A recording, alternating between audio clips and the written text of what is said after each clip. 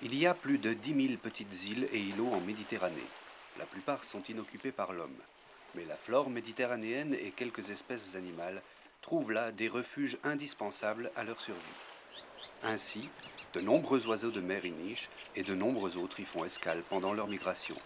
Mais on trouve aussi des insectes, des petits mammifères, des reptiles, toute une faune et une flore dont les derniers contacts avec leurs congénères datent de la dernière évaporation de la Méditerranée, il y a plus de 5 millions d'années. Peu à peu, un équilibre biologique s'est créé sur ces petites îles et différentes espèces ont développé des caractéristiques uniques et sont devenues endémiques de ces îles, c'est-à-dire n'existant nulle part ailleurs. Comme nous l'explique Michel Delogère, zoologue et chargé de mission au Conservatoire du Littoral. Une des bases de l'évolution des espèces, c'est l'isolement géographique. C'est pour ça que Charles Darwin a pondu sa théorie de l'évolution en ayant observé les formes animales des îles Galapagos. Et c'est un peu ce qui se passe, c'est-à-dire qu'en fait, une population animale se retrouve isolée du reste des individus et développe peu à peu des adaptations particulières à un lieu. Et peu à peu, ces adaptations sont inscrites génétiquement jusqu'à former une espèce nouvelle. C'est une des façons dont l'évolution des espèces se fait. Et sur les îles de la Galite, on trouve par exemple une forme particulière de lézard, le Psamodrome algire sur deux des îlots. On trouve également des adaptations très particulières sur d'autres îlots pour d'autres espèces. Et c'est pour une espèce endémique de phylodactyle, un gecko particulièrement rare en ces latitudes, que Michel Delogère et Rida Ouni, herpétologues et ornithologues, mettent en place sur l'île de la Galite un habitat qui permettra aux prochains scientifiques d'effectuer facilement des recensements de population. Observer, recenser, compter, recompter, comparer, compiler, publier. Pour mieux comprendre, pour alerter aussi, car les naturalistes et scientifiques sont aujourd'hui aux premières loges d'un spectacle navrant, le déclin de la biodiversité, avec, au premier rang des accusés, l'homme. Par rapport à la côte qui a été beaucoup bétonnée, qui a été très agressée, qui a été très perturbée par les activités humaines, souvent les îles ont été protégées de ces impacts anthropiques et donc elles sont restées souvent un peu comme des espaces vierges, donc avec une nature très spécifique. Et donc c'est pour ça qu'il est important de protéger ce qui reste sur ces îles. Souvent ce sont des choses qu'il n'y a plus sur le continent. La plupart de ces îles, jusqu'à il y a très peu de temps, étaient difficiles d'accès parce qu'il y avait peu de bateaux, de loisirs. Et de plus en plus, ces îles sont facilement accessibles parce qu'il y a de plus en plus de possibilités d'accès, ne serait-ce que par jet ski, par kayak de mer ou par petits bateaux, par Zodiac, etc. Donc aujourd'hui, il y a de plus en plus de gens qui vont sur ces îles puisque c'est toujours attractif. Quand on les voit de la côte, on a envie d'aller sur ces endroits-là qui sont des endroits souvent mythiques. Donc il y a de plus en plus de gens, donc de plus en plus de pression. Car l'homme ne vient jamais seul sur une île. Volontairement ou non, il emporte avec lui des végétaux et des animaux qui vont remettre en question l'équilibre de ces écosystèmes. Certaines plantes vont coloniser une île en peu de temps, envahissant tout et étouffant sans merci leurs concurrentes, telles les si jolies et apparemment inoffensives griffes de sorcières. L'introduction d'animaux pèse aussi fortement sur la faune. Les chats et les rats sont les plus redoutés par les oiseaux, mais tous les mammifères ne sont pas à éradiquer. D'où l'importance d'une identification préalable faite en piégeant des spécimens, comme nous l'explique Yves Dutouquet, chargé de mission au Conservatoire du Littoral. Pour certaines espèces, on va savoir que c'est une espèce qui a été introduite, c'est-à-dire qui n'était pas sur l'île, alors que d'autres, il y a des espèces, chez nous, moi je connais plus chez nous, quoi, mais en Bretagne, tu as des espèces de musaraignes, donc c'est des petits micro-mammifères insectivores, qui elles n'ont pas été introduites, elles étaient présentes sur l'île à partir du moment où l'île s'est formée, quoi. Donc ces espèces-là, elles font partie de l'écosystème insulaire.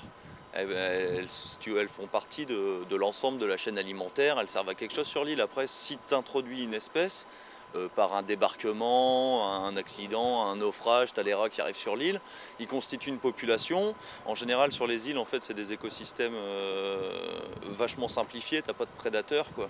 Donc du coup, le fait d'en introduire un, ça a un impact hyper important sur le reste de la faune, quoi. Ça sème un peu le bazar dans pas mal de compartiments de la faune, quoi. Tu ne peux pas enlever que les rats et laisser les chats, ou tu ne peux pas enlever que les chats et laisser les rats. Parce que là, ils sont dans un certain équilibre en ce moment. Si tu enlèves les rats et tu laisses les chats ils n'auront rien à manger, ils attaqueront encore plus les oiseaux. Et donc il faut agir à un niveau général et très, très intensif. Je dirais le plus facile c'est d'agir d'abord sur les petits îlots.